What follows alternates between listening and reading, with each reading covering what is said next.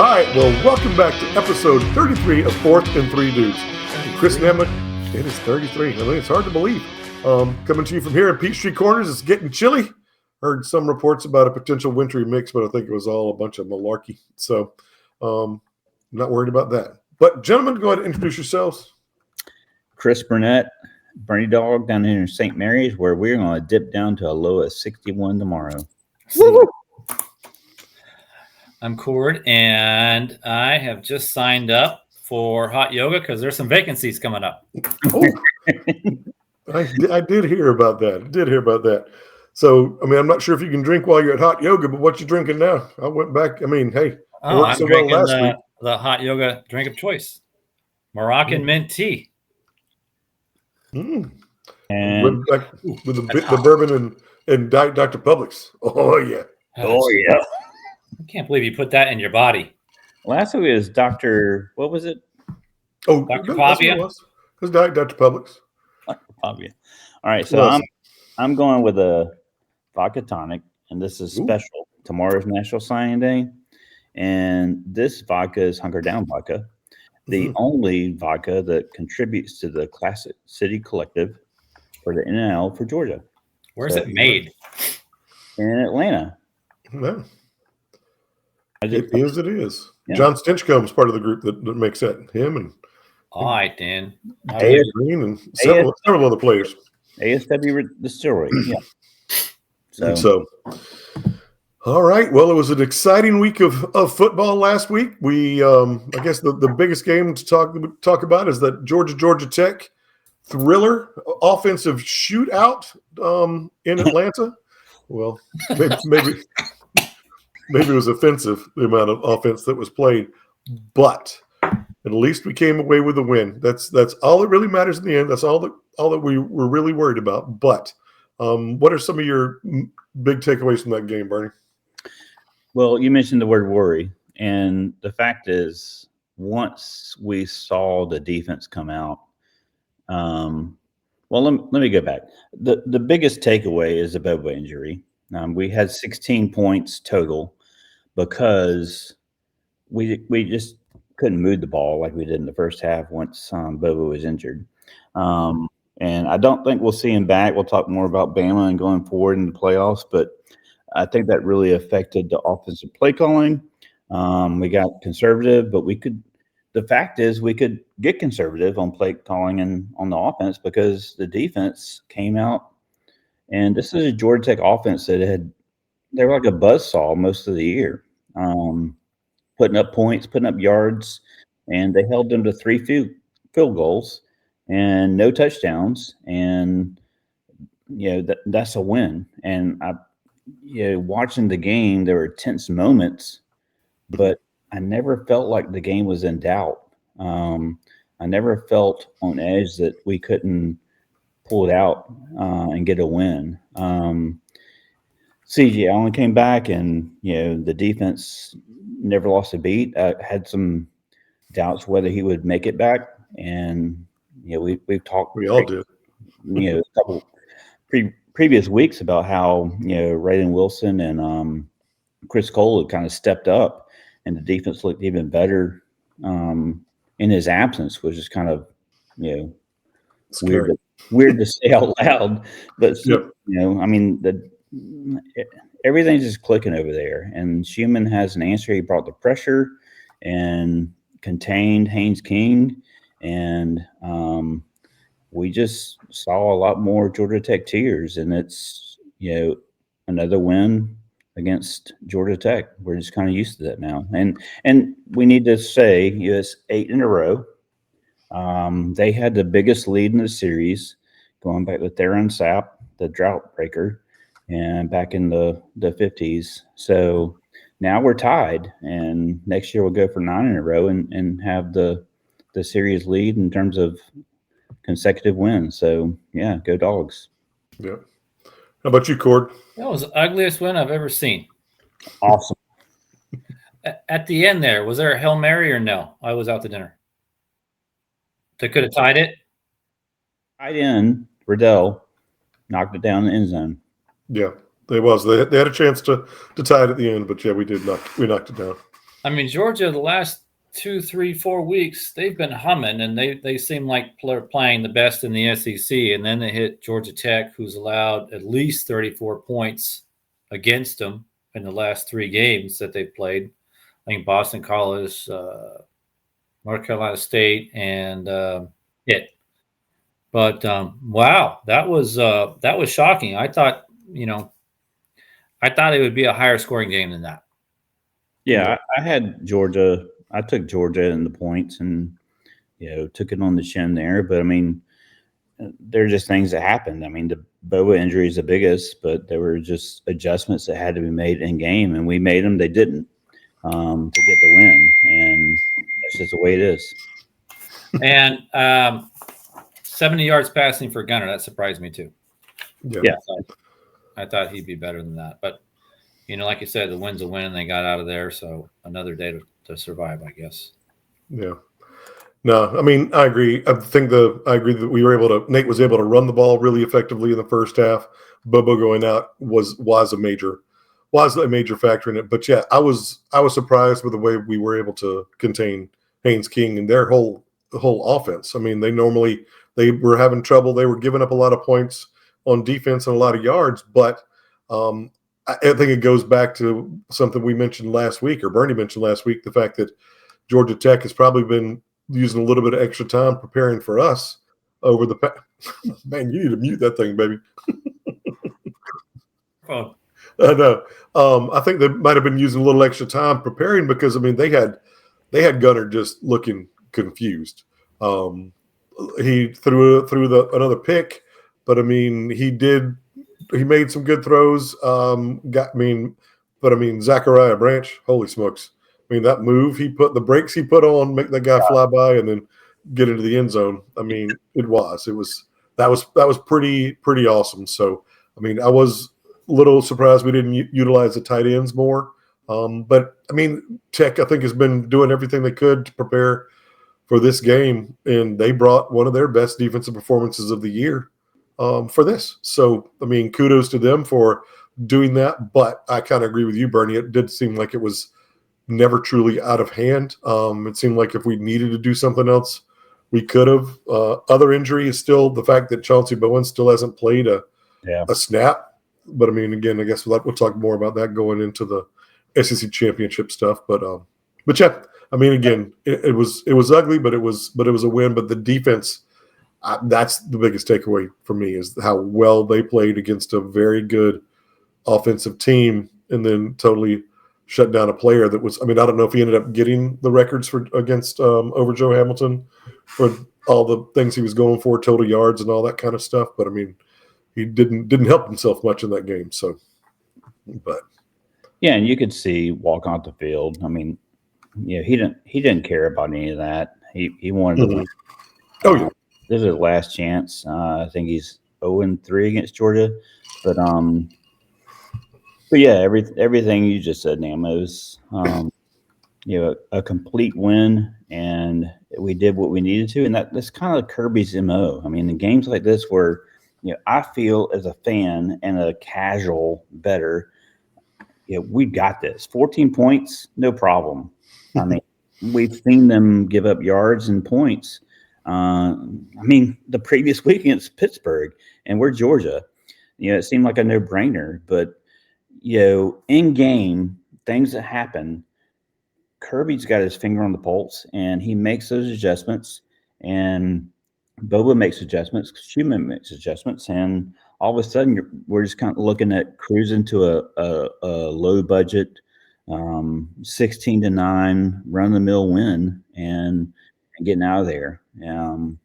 Another thing I want to mention, the Georgia Dome sounded very Georgia. I've heard a lot of people, I've seen a lot of people talk about the red and black seats contributed to that because of the Falcons colors. But I mean, it just looked like a lot of Georgia fans went. Yeah. A lot of Tech fans just said, we just lost a bit. Maybe they were studying, Bernie. Okay. Higher academic standards, I'm just saying. Yeah, for For non-athletes. Okay. Anyway. Yep. You can't be bad at school and athlete. Moving on. Yep. But, I mean, it was a good win, and I think a lot of people wanted that win, and then we're thinking that, all right, this is going to go ahead and take us into the playoffs. And then Friday night happened. So speaking of that, I mean, that going into that game, I was over at my brother's house and talking to him and my sister and my brother-in-law David, and they're talking about the Texas A&M Texas game, and I'm like, you do know Texas is going to win this game. And they're like, there's no way. I'm like, dude, it's like we've said, they have not played anybody in the SEC except for Missouri that was in the top 8 of the teams in the SEC. I go, Texas isn't necessarily all that, but they've played against a lot tougher competition, and it's going to be interesting. So, and of course that bore out, and Texas played one of their best games of the year. I think they thought it was going to help get them into the CFP. Oh well. They were hoping. That's why you're the oldest in the family, Nama. You're the oldest, so you have to provide knowledge, and that's what you did. I did. So, but and then but I mean, yeah, it was one of those where I think a lot of Aggie fans. I mean, it's still going back to those SEC shorts with the battered Aggie syndrome, which is so funny. But Texas A&M fans just knowing the other shoe's going to drop at some point. So it's going to be interesting to see what they do going forward in the playoffs, because they're obviously still going to be in with their record. But and then you had the Iron Bowl on Saturday night. So, I mean, did you watch all that game, Bernie? Oh yeah, both of them. I mean, A&M I think was almost a field goal favorite, but Texas, they came out in the second half, and Arch was a different dude. Mm-hmm. And I agree with you, Nam. I just felt like Texas would find a way to win. They've I go back in games like that. I go back to the Kirby quote: "Iron sharpens iron," and you play tough games on the SEC, on the road in the SEC. Your team's going to be better down the road, and Texas A&M hadn't sharpened enough.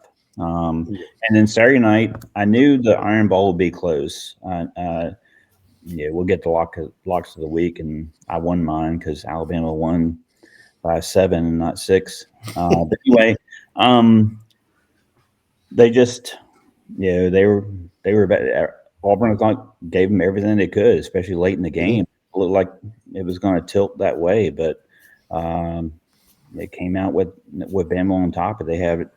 Even without Ryan Williams, not on the stat sheet. Not sure what happened there, but something happened.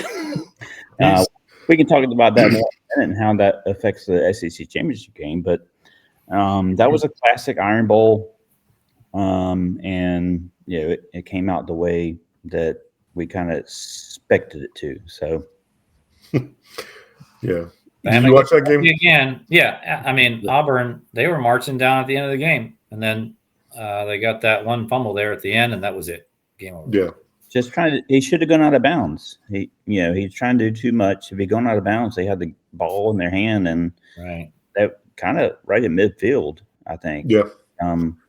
He's one of the best receivers in the nation, and you can't fault him for trying to get extra yards. But it's easy for us on Sunday morning to say, if he'd gone out of bounds, what would that have done to the game and the final result?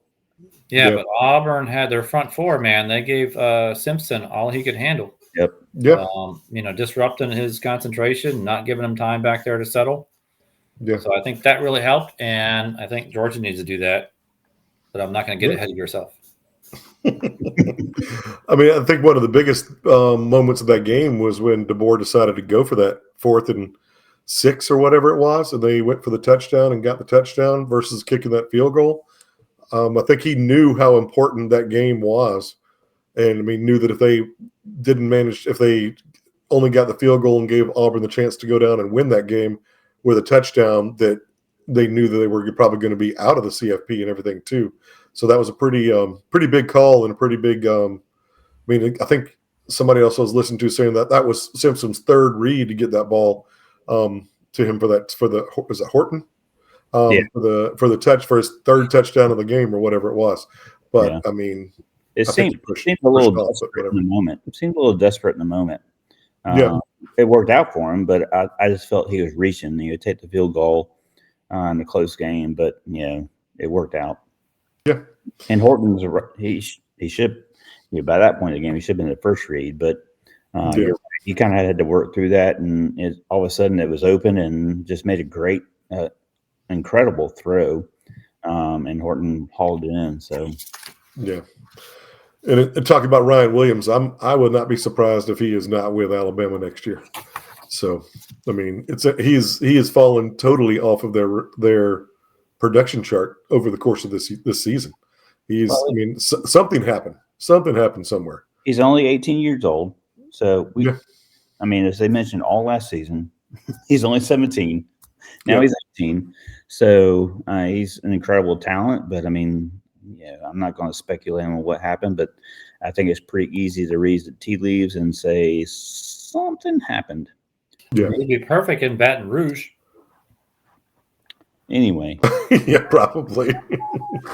All right. Well, so now again with Alabama securing that win, that set up the championship and didn't drop down to Ole Miss to play against Georgia in the SEC championship. But before we get into anything with Ole Miss, let's go ahead and wrap up Oregon State Beaver season. Yeah. I'm glad it's wrapped up. Jeez, what a season! That season sucked. Wait, Barney's he retching it? What? Where did he go? Yeah, they got crushed by Wazoo. Even though I don't know how Oregon State beat Wazoo, 3 weeks ago, but they got crushed 32-8. Oregon State's got a true freshman quarterback, Tristan Tia, and he did well. He did like 20 out of 41 for 240 yards. Wazoo, they came out, man, and it was like 32-0 until like the very end of the game when we scored like a garbage touchdown. But good news is we got a new coach. Roll Tide coming from Alabama, Jamarcus Shepard. So he went out there Friday, and he's bagging 3 of his assistants from Alabama to be the co-offensive coordinator, quarterback coach, general manager. So it looks like they're set, but, he's not going to be like another coach that we're not going to name. He's going back. Should be back in Tuscaloosa today to help against Georgia in the playoffs. So we try to disrupt that for you. What was his what position does he coach at Alabama now? Or? He was co-offensive coordinator. Previously, he was with DeBoer in Washington.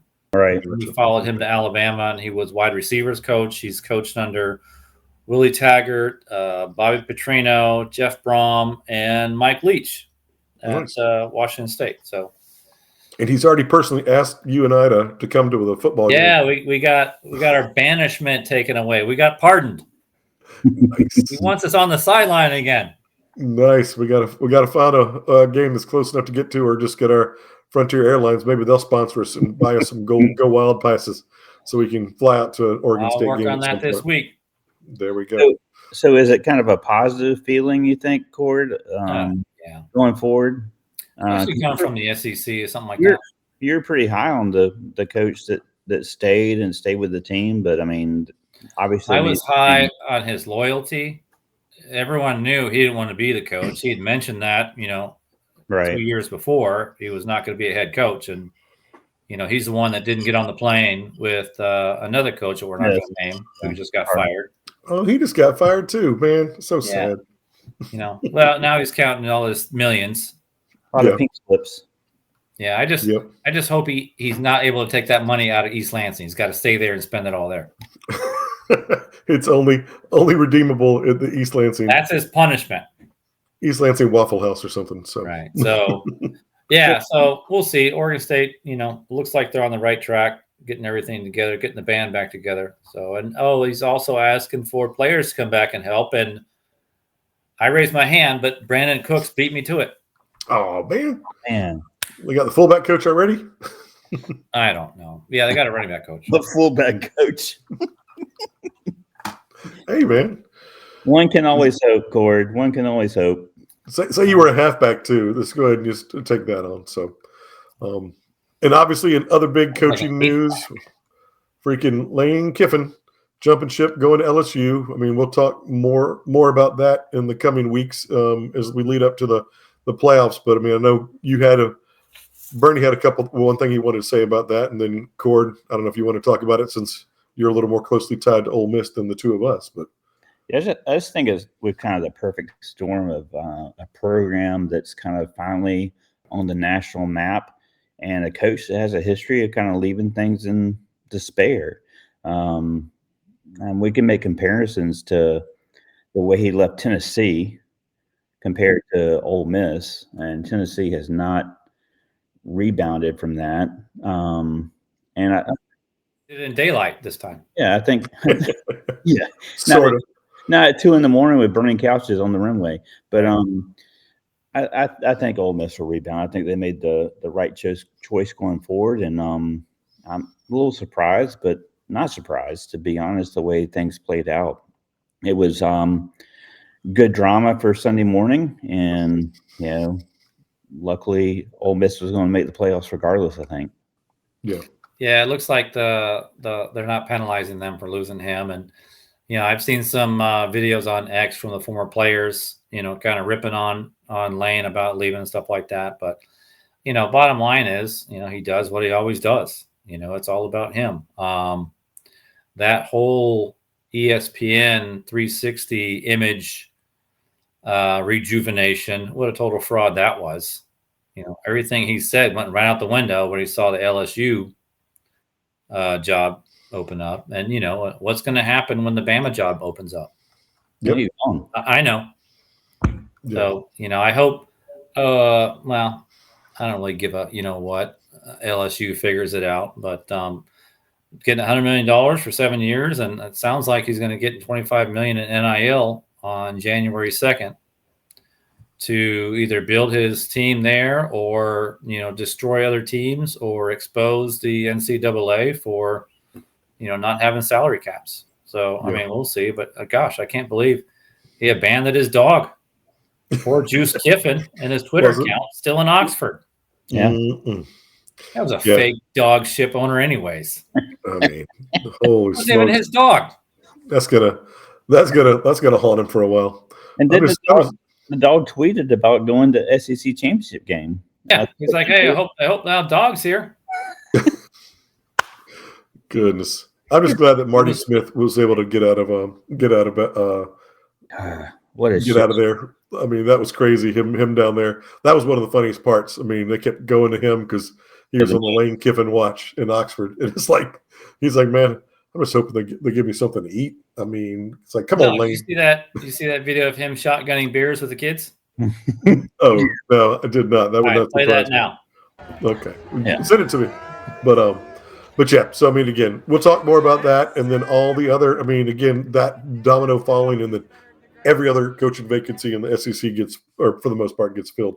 But who leaves a team and their first chance on the playoffs? 122 years. Yeah. Well, I mean, again, it's one of those things where what has he actually won? I mean, it's almost like he's scared of the success. He's scared of the success. I mean, he acts like he's chasing it, but I mean, it's one of those things that when it gets right down to the brass tacks, he hasn't won anything anywhere. I saw a point today that he was waiting. He delayed it a little longer to make sure they didn't get into the SEC championship game. But if they had, would he want a rematch with Georgia?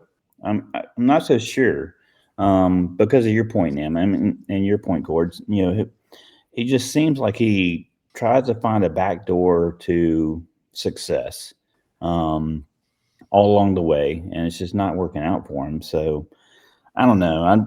I was surprised, but not surprised, and wish him the worst. And LSU's got him now, so enjoy it. Yeah. There was that time when Brian Kelly went down there and started talking in a Cajun accent. So Lane Kiffin was talking about how he started talking like Ed Ogeron on the way from the airport to the stadium. Yeah. And called him. Nice. Well, he probably needs a D-line coach. There you go. I mean, LSU's paid Ogeron $17 million. They paid Brian Kelly 53. 50 million. 50 plus, yeah, depending on how that ends up getting settled up. Lane 100 million, plus all his staff. Yep. Boy, I hope those Louisiana taxpayers. They're ready. They best be ready. I'm sure they are. Good for them. Okay. You know what? God bless them. All right. Well, we'll talk more about all the coaching changes and stuff like that and what it means potentially moving forward. But Bernie, why don't you go ahead and wrap up our locks of the week from the season, so we can talk about what we'll move into season finale. Okay. Season finale. So let's start at the bottom. Cord took the dog. Oh, yeah, Cord took the Dawgs minus 14. That didn't work out. So he finishes 3-10-1. You know what? That's one game better than the Beavers. There's a lock until Drew Bobo went down. Suck it. So he's the only one to finish in double digits in the loss column. Namba came along. He got Michigan plus 10. He argued in the text thread that should have happened, but he finishes 5-8-1. Yeah, that was some cheating. That wasn't a touchdown. Okay. Oh, actually, still would have lost, but whatever. Alabama is who I took minus 6. They won by 7, so I finished 7-6-1. And Ainsley took Missouri minus 3, and won that one. So that our guest hosts for the regular season are 2-3, thanks to her and Chris Miranda. Ironically, our Georgia Tech alum who was brave enough to come on this podcast. Even I got more wins than our special guest. Yeah, you had a lot more tries. You had a lot more tries, brother. Shoot. The winning percentage is better than yours, for sure. So, all right. Well, championship weekend is coming up. It is going to set the table for the CFP following that. So, I mean, everything came out with that tonight, and it's going to be interesting to see what happens. We'll actually going to go ahead and we're not right now. We'll end up picking what we think who they're going to win in all the championship games coming up, or the 6 that are in play for the CFP. But what are your thoughts about the SEC championship game this weekend, Bernie? Well, I go back to something Cord mentioned earlier. The defensive pressure is not something we were able to do in our previous matchup, and it's something we've been able to do since we came out of Jacksonville. Schumann he seems more in tune with the defense, and the defense seems more in tune with his play calling. So we can't let Ty Simpson just stand back there and make reads to the 3rd and 4th, maybe 5th person like we did in Athens. And I think we're prepared to disrupt that, at least get hands in the face. And then I go to run offense. In Athens, they averaged 3 yards per rush, and we averaged nearly 7, and that's a big factor. So going back to the Drew Bobo injury, I'm glad that the coach, because I really don't expect this. We won't get the injury report. This is an SEC game, so we'll get an injury report tomorrow and Friday, right? So I do expect Drew Bobo to be out probably for the rest of the season. But anyway, I feel like the coaches have a chance for having a full week to decide, Tolliver or other guy, Oliver, whatever. Anyway, to get that offensive line in sync, because that's really been key coming down the stretch these last several games. They've been, Nate Frazier nearly got 200 yards last weekend, kind of quietly. But if we can, have that same tilt, run the football, and get some defensive pressure, I really do like our chances. Yeah. How about you, Cord? Last meeting, Georgia lost 21-24. I think if Georgia shows up the first half this game, I think they'll do well. Thanks to Auburn, number 9, Cam Calhoun, the defensive back for Alabama, is out because of targeting, at least the first half. And then if we can get pressure on Simpson, I think that'll disrupt their passing game. They don't have much of a running game. So, I mean, it's just, I think what Georgia did to them the last couple of years, where they lost to them in the regular season and then came back and beat them. Yeah. I mean, I think for me, the biggest thing is going to be, yes, the Drew Bobo, but also, I mean, how that offensive line is going to be able to perform. I mean, the second half of that Georgia Tech game, we didn't put nearly as many yards up. We need that center. They're the ones who they got to trust to set up all the pass protections and things like that. So it'd be interesting whether or not it is Tolliver or if they move somebody else on the offensive line over. I mean, I think other people have had experience potentially playing it. So if we got to get our best 5 offensive linemen out there, and I'm hoping Chauncey Bowens can come back. I mean, he is the one who actually put most of the hurt to Alabama, I think, in that first game. Frazier did too, but I mean, Chauncey was the biggest part of what we did. From the Alabama front, I mean, they've lost their major running back. I mean, Jam Miller, I think he got hurt last game. We're interested to see if he's out for this game or not. But I mean, I think all the other running backs on the team have rushed for a total of 300 yards. As woeful as their rushing attack has been over the course of the season, it's a lot worse without him as part of the picture. So, but they have a dynamic receivers. Our defensive backfield has played a whole lot better than they did early in the season, and which again goes back to the pressure that we have been able to put on quarterbacks. So yes, if we keep that pressure or the defensive line intensity, and whether or not we got to mix in a couple of blitzes or whatever, but Robinson and Bolden and everybody else keep performing at a high level, and DeMello Jones and everybody else. So if they keep doing that, I mean, I agree. I mean, the way our defense is done, I think will keep us in a position to have a chance to win, and just hoping that the offensive line is able to hold up well enough to give us those opportunities, because Alabama's got a good defensive front too. So yeah, we shall see. I think it bodes well for us, but Gunner's got to have a little bit more productive day. He's got to be able to get a little bit of time, whether or not that needs. That was one of the podcasts I listened to. They say that it seems like until he gets hit, he really can't get into a rhythm. And it's like he didn't really get hit a whole lot in the Georgia Tech game. It's one of those things he never really got going. So it's almost like they need somebody to hit him earlier, him to make some play where he's got to do one of his Superman dives for a first down to get him going. So hopefully he gets going early. That quarterback draw they'd run, that student body right with the quarterback, and let him get hit the first play. I know. I mean, seriously, it's would be interesting to see if that really did. He needs to get into the flow of the game, and if he does and makes those, I mean, again, keep, as much as everybody hates it, keep working those screens to the side to set up the deep ball or whatever too. So we know that can work. Hopefully we're ready for them to throw Proctor out and get another freaking screen himself, and somebody's got to be ready to tackle his big butt rolling down the sideline if they do. But that's true about the first hit. The first hit kills all the butterflies. Yeah.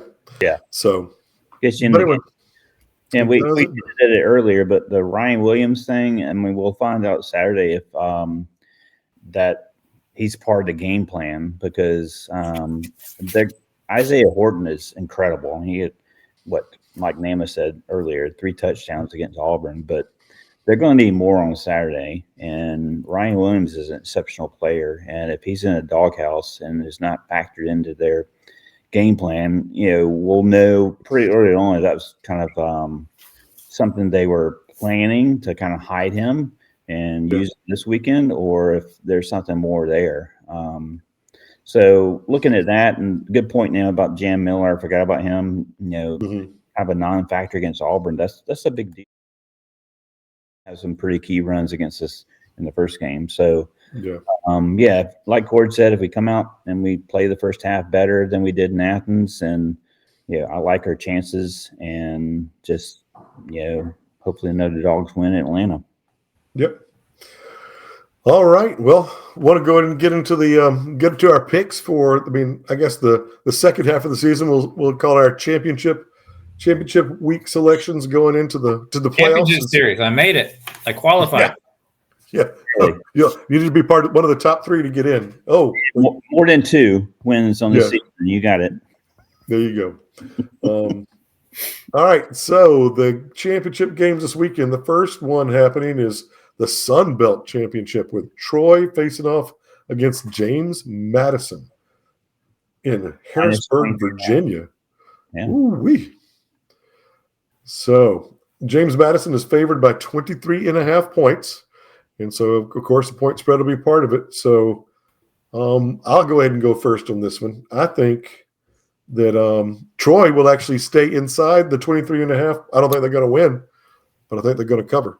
So I will take Troy, the Troy Trojans, I believe, to win or to cover the spread.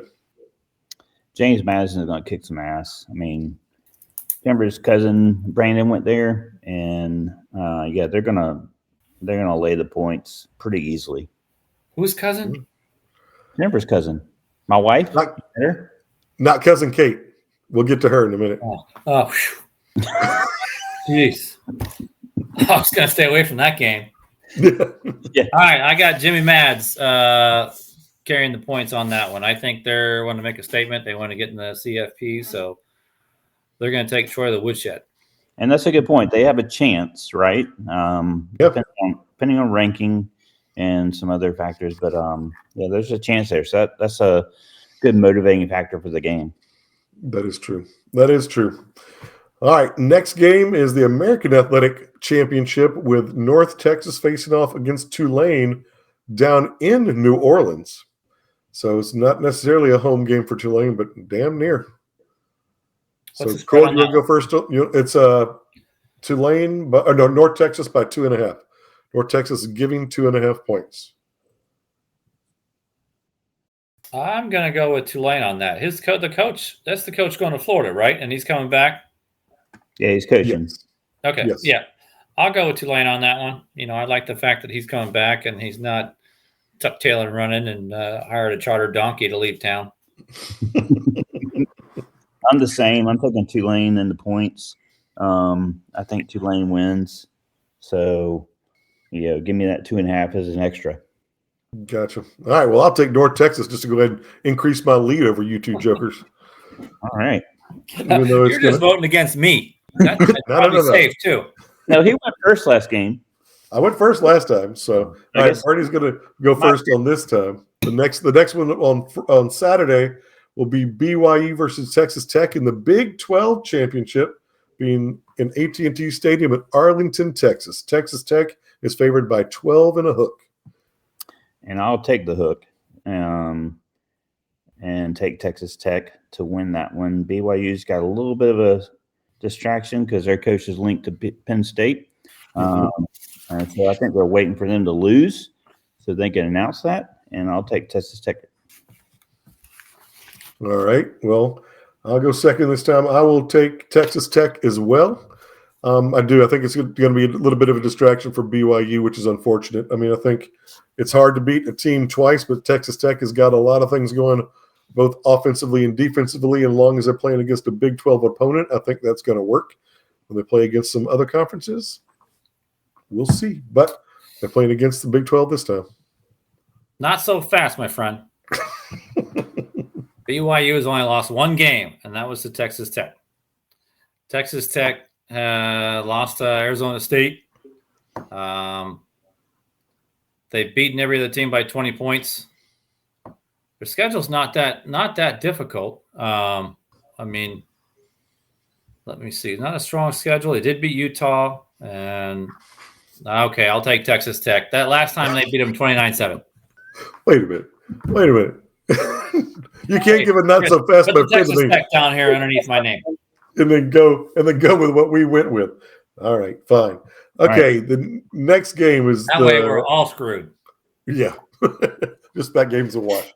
All right, so then Duke, Virginia playing for the ACC championship. 7-5 Duke playing against 10-2 Virginia. The game that nobody seemingly wanted to play besides Virginia, but that's going to be in Charlotte, North Carolina, and Virginia is favored by 3.5. So I guess I go first on this one. I mean, I'm going to take Duke because I need the chaos. Let's just have all kinds of chaos. I mean, why not? Just why not? That would be a lot of chaos because that is a lot of chaos. Wouldn't that nuke out the ACC out of the CFP? That would take the ACC out of the total CFP. sham conference, Bernie. I know who you're picking. Because Duke is like what 8-5 or something. 7-5. 7-5. 7-5. So this is where we insert the girls' cousin Carson on the field last week. They clinched the ACC spot. Man, he's brought hope. He's brought belief. He's galvanized the locker room, and he's a big reason why we're here tonight. Congratulations. Good to let you celebrate. Thank you. Appreciate it. Go. Giving I think the quarterback a hug. Anyway, you go Carson.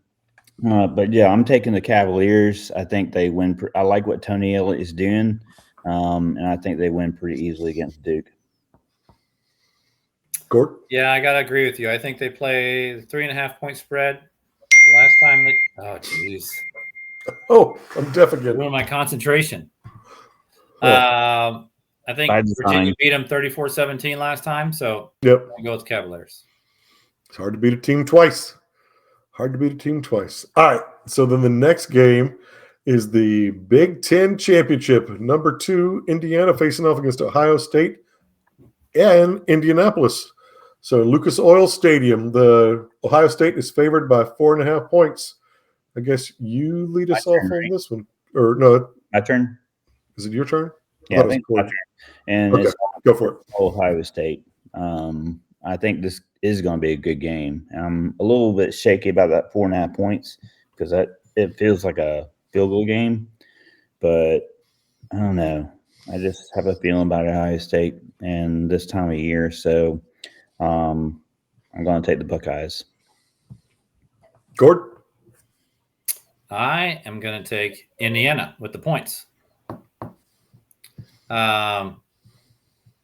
I think OSU. Well, I think Indiana is probably the only team that really compares head-to-head with Ohio State. I mean, Ohio State doesn't have any weaknesses, but Indiana's right there with them. I mean, both's going to be able to control the line of scrimmage, so that's going to be a good one.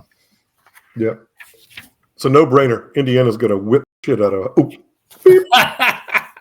Indiana's going to whip Ohio State. Man, Ohio State, talk about freaking sham schedules. Lord have mercy. Amen.